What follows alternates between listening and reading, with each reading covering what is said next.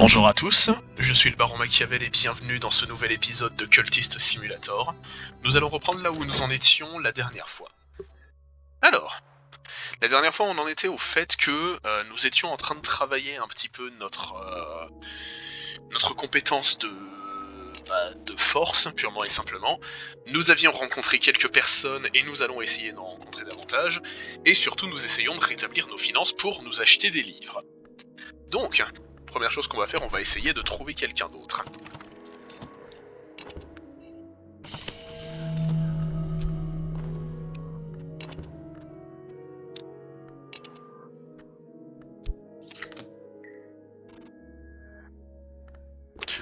Oh mince.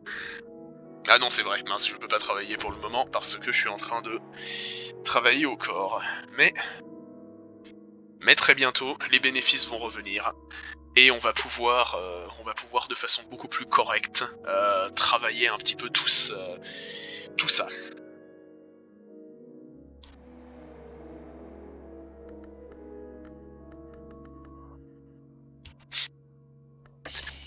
Je vous avais prévenu, hein, le rythme du jeu est très lent. Je sais que ça ne se prête pas forcément à faire une vidéo, mais bon, disons essayer de profiter de la musique. La musique est très bien. La musique est très bien, surtout pour un jeu indépendant. Alors, je me sens capable de franchir une rivière en portant un homme à bout de bras, ou alors de l'étrangler. Compétence corps d'acier. Je suis maintenant capable d'écraser toutes sortes d'objets avec mes poings. Donc on a toujours plus de santé, et on va pouvoir faire du travail beaucoup plus rapidement. Travail non qualifié, bras d'acier. Une fois de plus, je mets ma force à profit. On va aussi lire notre petit livre pour apprendre le latin. Alors, grammaire latine de Gildersleeve, l'outil nécessaire pour raviver vos compétences en latin. Il me reste quelques souvenirs hérités des bancs de l'école, mais il me faudra me rafraîchir la mémoire.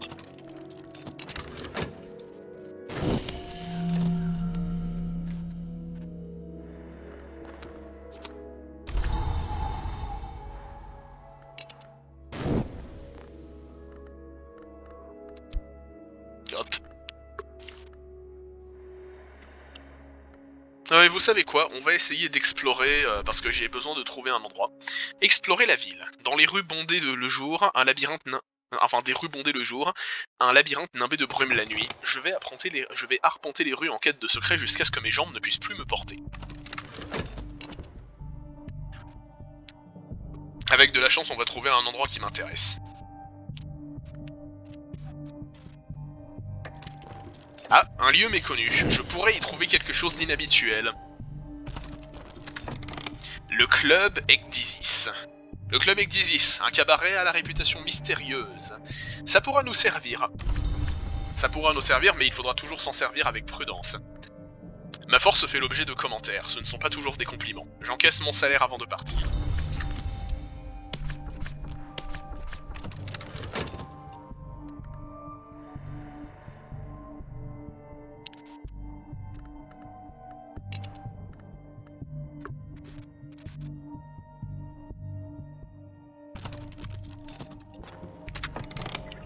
Améliorer mon latin. Les portes du palais de la mémoire sont ouvertes.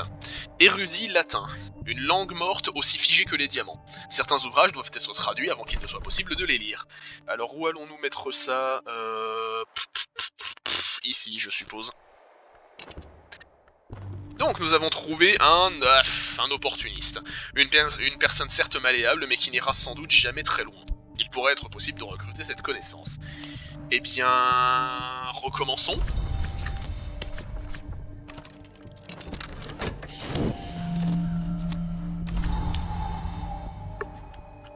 Recommençons jusqu'à ce que cela fonctionne proprement.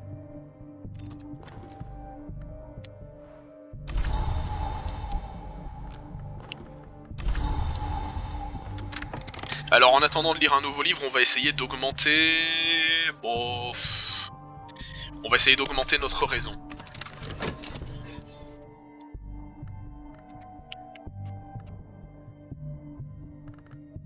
Là, faut vraiment qu'on rétablisse nos finances pour de bon.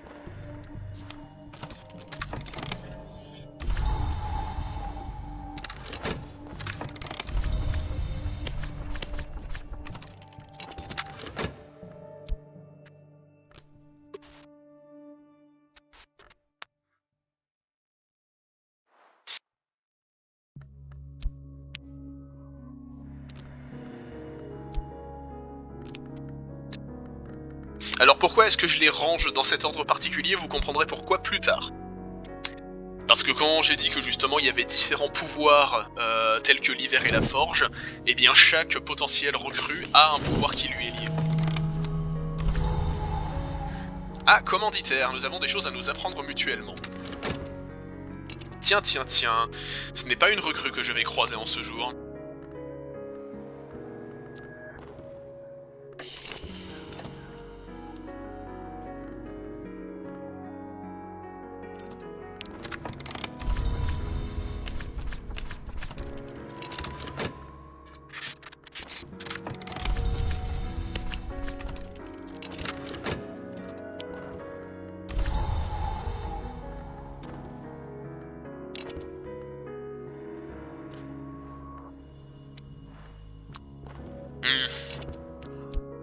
Encore, on a beaucoup de tourments. Il faudra faire attention en cas de saison du désespoir. Sinon ça risque d'être une fin de partie assez prématurée.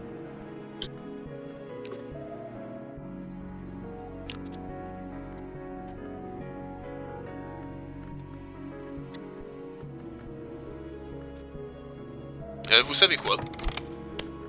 Ah non, j'ai pas les moyens. J'ai pas les moyens, ça m'ennuie.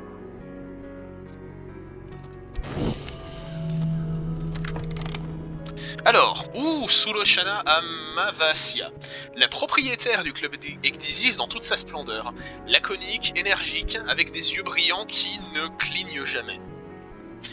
Notez qu'il y a quelque chose d'un peu particulier là concernant. Parce que vous aurez remarqué que justement il y a ces petites icônes en dessous de chaque texte. Ces petites icônes qui indiquent la nature de la carte.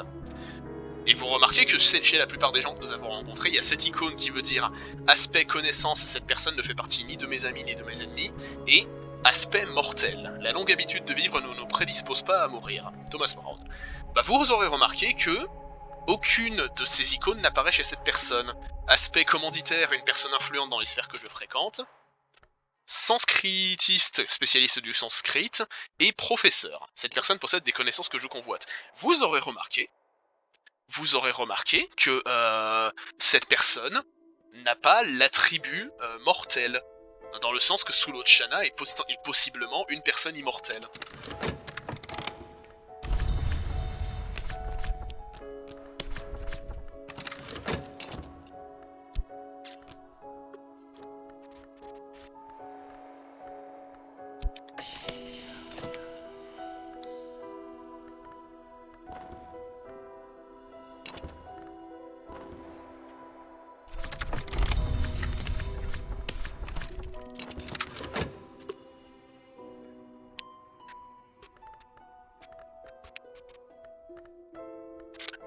Bon, on a de la vitalité partout, mais pour le moment on va pas s'en servir, parce que pour encore augmenter la force, va falloir attendre un peu. Enfin, je crois, faudrait que je relise mes notes par rapport à ça, mais je crois pour augmenter la force encore une fois, il faut quelque chose de particulier. Ah mais oui, et suis-je bête, on va essayer de continuer de trouver des personnes.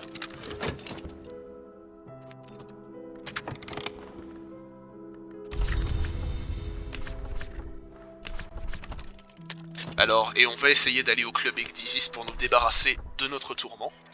Visite au club Ecdysis. L'entrée se perd derrière les rideaux de velours carmin, cinabre et incarnat. Au-dessus de la porte de la devise du club, Ingirum imus nocte econ sumimur igni. Elle a été traduite par « Dans le cercle de la nuit nous volons, jusqu'à ce que le feu nous dévore ». Les toiles de fond du spectacle de ce soir représentent des images effroyables s'inspirant de l'univers de Piranesi, de vastes prisons souterraines, imaginaires. Les danseurs, vifs comme l'éclair, portent des masques de monstres. Chacun de leurs mouvements est sec, brusque et empreint de malveillance. Malheureusement, ça n'a servi à rien. Les danseurs passent derrière les toiles de fond et s'entrecroisent, en donnant l'impression d'emprunter leurs escaliers et ponts-levis. Leurs corps finissent par être recouverts de peinture. Un grognement s'élève du public. Les murs de la maison. Tiens, les murs de la maison, ça nous rappelle quelque chose. Oula, beaucoup de tourments. On va avoir beaucoup de tourments en cette période. C'est très dangereux pour nous.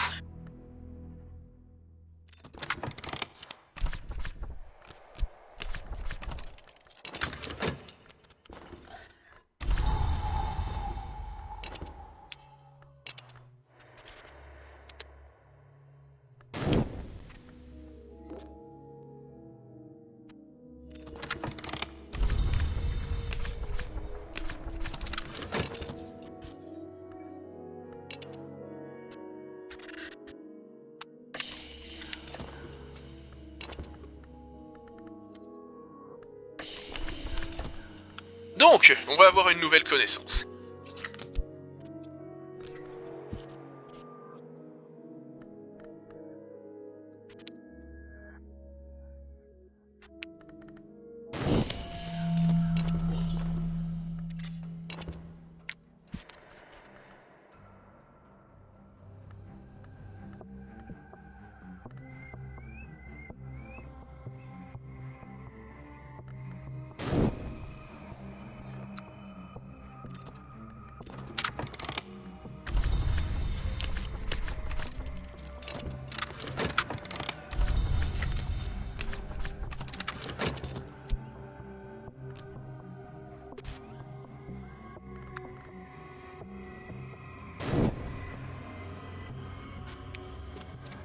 Ah, ça m'ennuie d'avoir aussi peu de moyens, parce que malheureusement ça veut dire que je peux, dans les faits, pas vraiment vous montrer le jeu, surtout que là malheureusement, nous sommes en danger.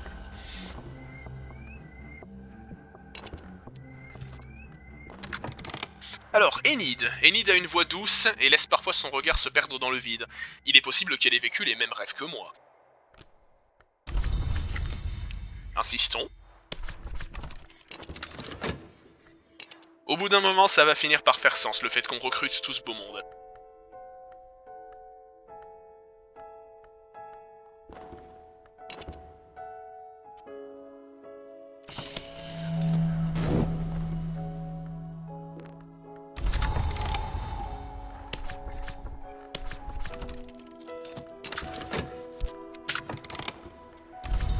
Heureusement, nous ne craignons plus la maladie.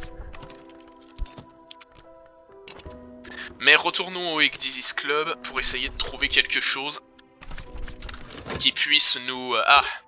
Plaisir nocturne au cabaret. Les boissons, les chansons, la lumière et les murs voûtés, les volutes de fumée bleue, les corps vêtus puis dénudés qui se touchent et ondulent à l'unisson. Bien, on a trouvé quelque chose qui pourra nous être utile. Du contentement. Parfait.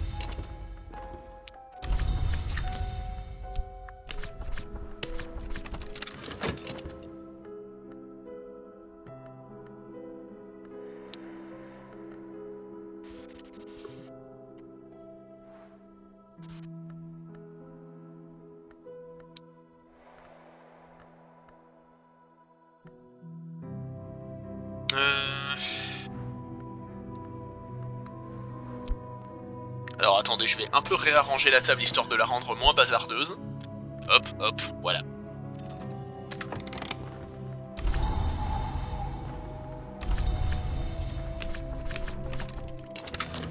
Ah, je suis déçu, on n'aura pas lu de livre dans cet épisode. Enfin, j'y reste 15 minutes avant la fin de la vidéo. Avec de la chance.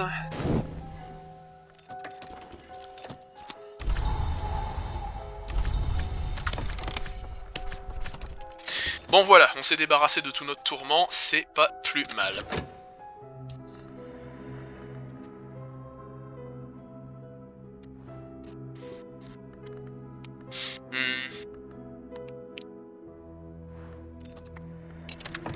Je vous avoue que pendant un instant j'ai un peu craint la catastrophe, mais au final non. Alors on va améliorer notre compétence culture. Exercer l'esprit plus sage. La connaissance est une muraille que l'on bâtit pierre par pierre. Mais qu'est-ce qui nous attend hors des murs? Pourquoi aurions-nous besoin d'une forteresse si nous n'avions pas quelque chose à craindre?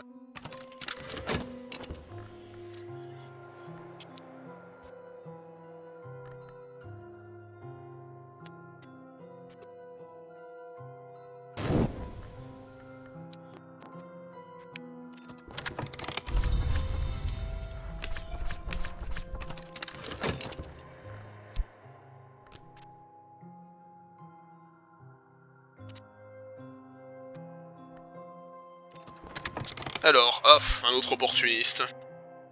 Donc rien de bien intéressant. Continuons, continuons.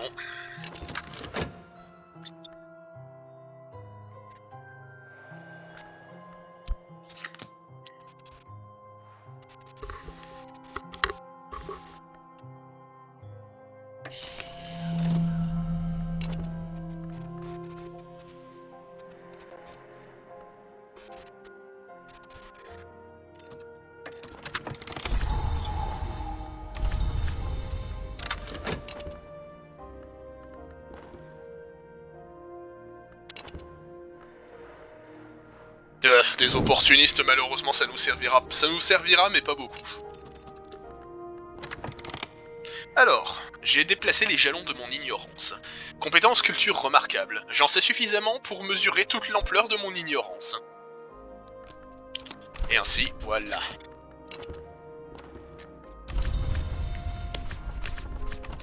On va peut-être faire durer un peu l'épisode, histoire quand même de pouvoir lire un nouveau livre.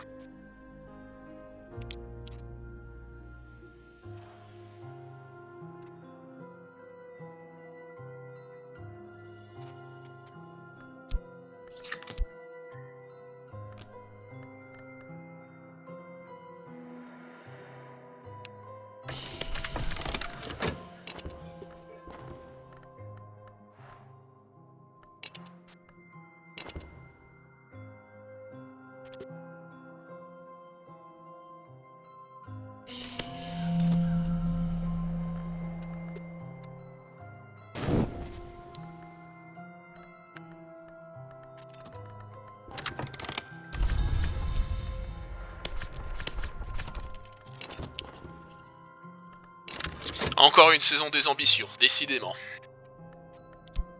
On va avoir du mal à y arriver, hein, mais on va acheter un livre à la bibliothèque de Morlan, là c'est bon, c'est dans nos moyens.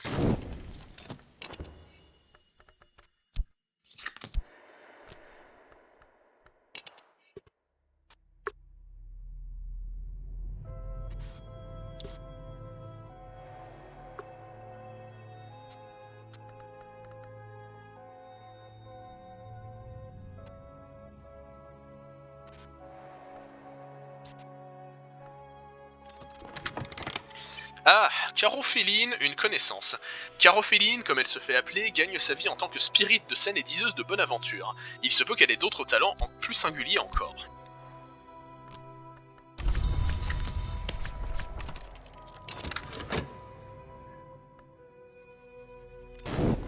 Donc, nouveau livre, Énigme viennoise. Parfait. On va le lire tout de suite. Énigme viennoise. Nico Vadriel décrit d'étranges événements survenus à Vienne.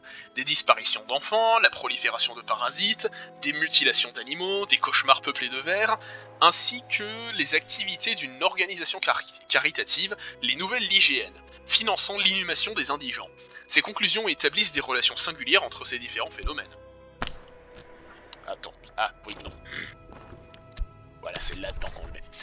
Quand l'individu K est présent dans l'assemblée, des chiens noirs sont sacrifiés et débités en quartier. Quand l'individu M est présent, des juments noirs sont retrouvés égorgés. J'avance que si ces sacrifices ne sont pas nécessaires, nos amis ligéens pourraient les estimer adéquats. On trouvera ci-après des croquis des mutilations.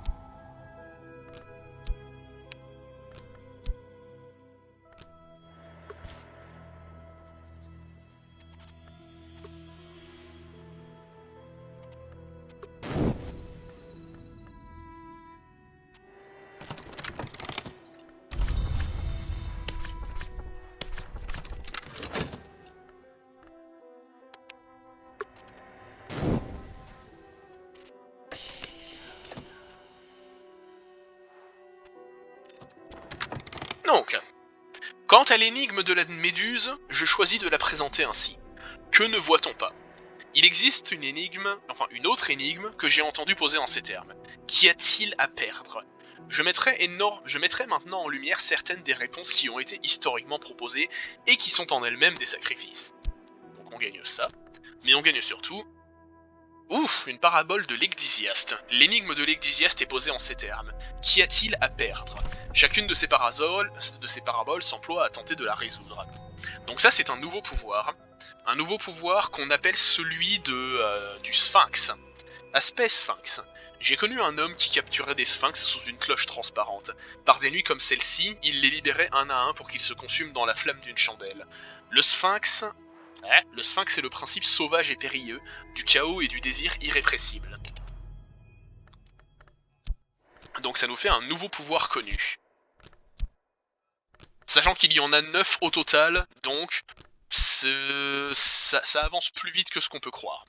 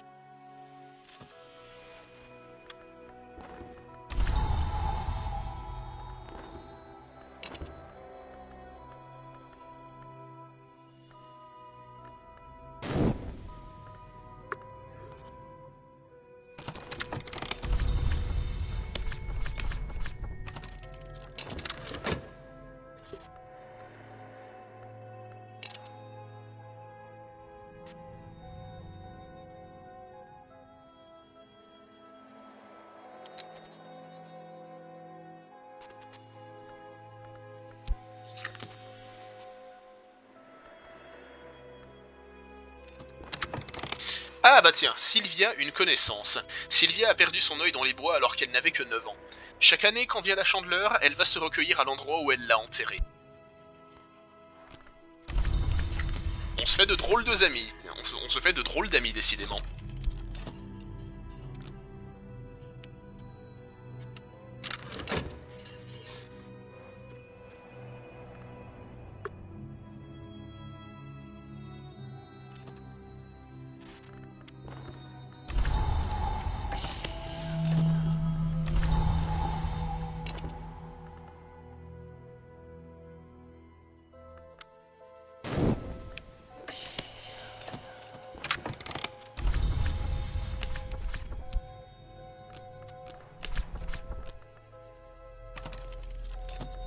Alors, et enfin, je pense ce sera peut-être le dernier livre de la vidéo, mais on va... Ah, non, non, non, non, non, non, non. Hop, hop. Un deuxième livre à Morland. Ça peut pas faire de mal. Et puis surtout, c'est quand on aura suffisamment collecté de livres qu'on va découvrir un tout nouveau pan du gameplay.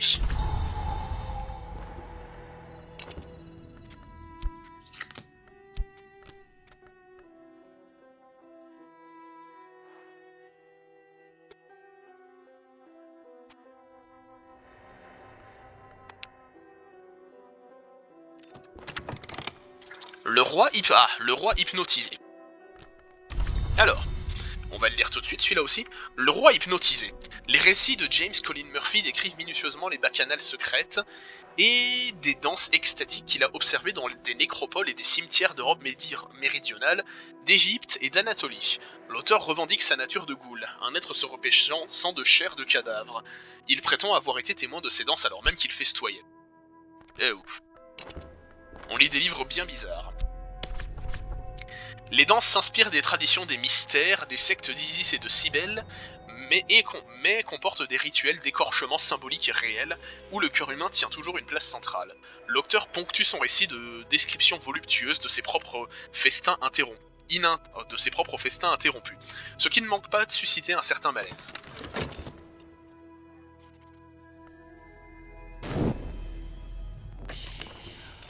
Ah tiens, un nouveau mécène.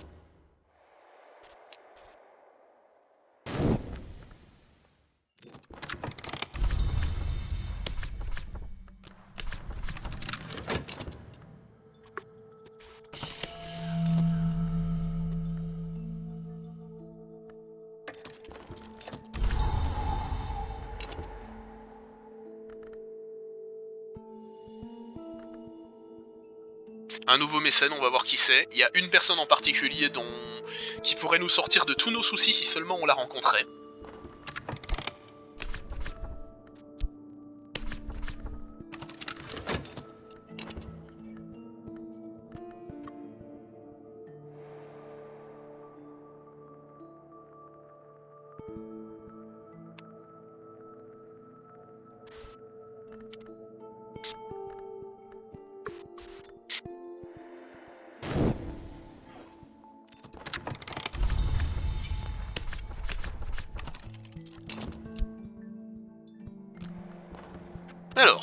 À la table de ces somptueux festins, il était de coutume qu'un cochon soit couronné avant d'être saigné à mort.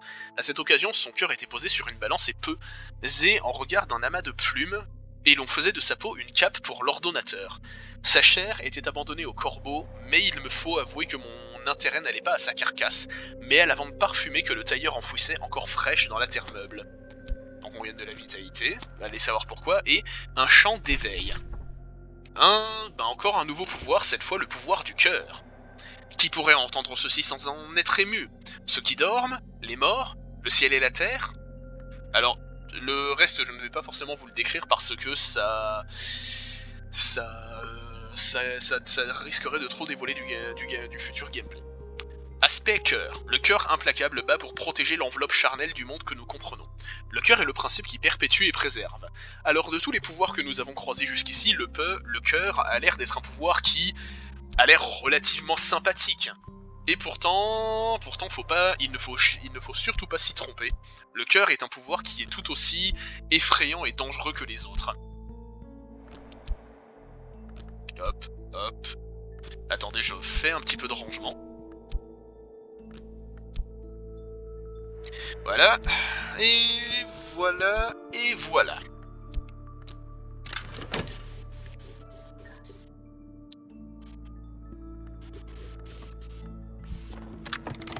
Oh, Popo, excellent, Poppy Lasselle. Nous avons des choses à nous apprendre mutuellement. Poppy Lasselle, une dame affable qui possède des biens. Elle aimerait me parler.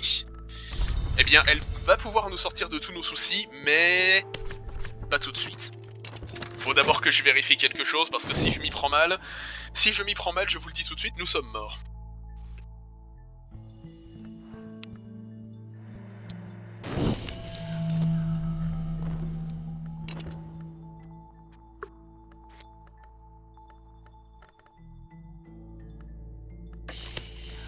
Et je pense qu'après avoir trouvé cette dernière personne, nous allons arrêter la vidéo ici. On a un peu plus avancé que ce que je pensais.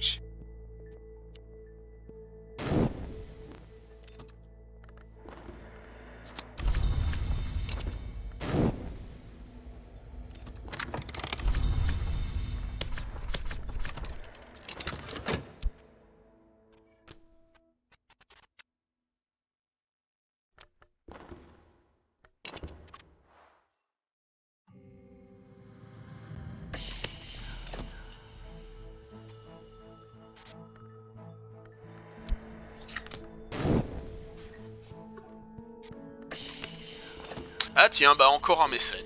Encore un mécène. Y en a pas beaucoup de mécènes, hein, et surtout, vous aurez remarqué cet épisode, ça a surtout consisté à socialiser avec des gens.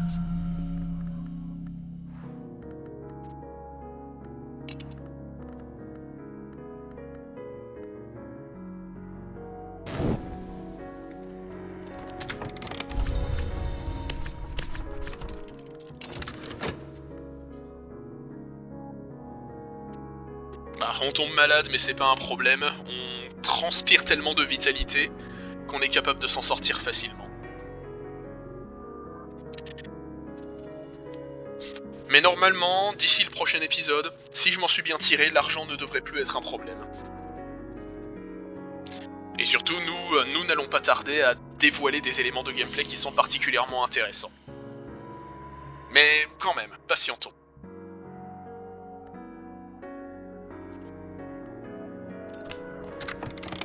Le comte Jennings. Le comte Gottlob Jennings représente une assemblée confraternelle de médecins et de duellistes de tout le continent. Il semble avoir besoin de mon aide. Eh ben, je pense qu'on va pouvoir arrêter l'épisode ici. On a quand même découvert de nouveaux pouvoirs en lisant de nouveaux livres. Tout simplement, j'ai envie de dire, c'est pas plus mal. C'était le baron Machiavel, et moi je vous dis à la prochaine. Au revoir.